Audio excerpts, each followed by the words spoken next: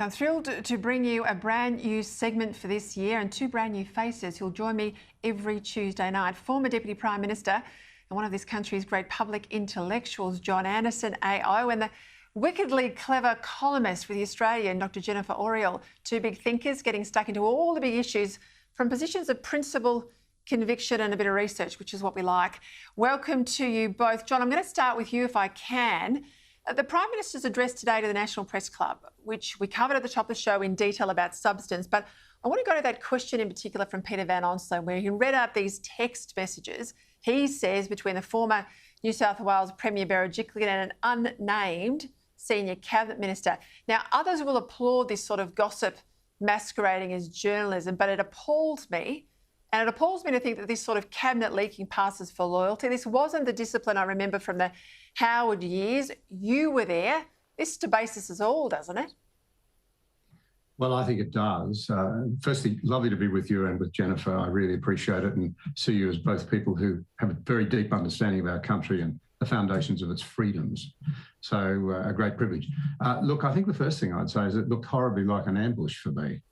And I'm not sure what ambushes do. Jennifer's been writing very powerfully about trust in the media and in the press. What that does for trust, when trust is a vital ingredient for a society like ours to work. So that's point one. Point two, it saddens me that the best Gladys Berejiklian has been able to say to this point in time is that she has no recollection of making those remarks.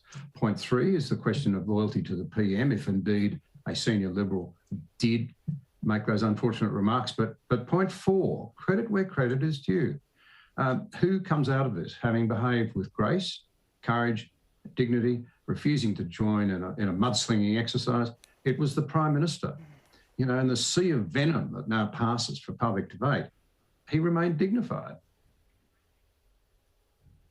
Yeah, the National Press Club used to be where you'd have a big speech and they'd dig into the detail and there would be an interrogation of facts of where our country was headed. Now it just seems to me to be a gotcha exercise for a very narrow cabal of Canberra insiders. What did you make of it, Jennifer? I was surprised at how little substance was addressed afterwards. I think if we're really doing our job before an election, we have to try in the media to focus on policy over politics and politics over anything personal. And we saw a reversal of that in the National Press Club today.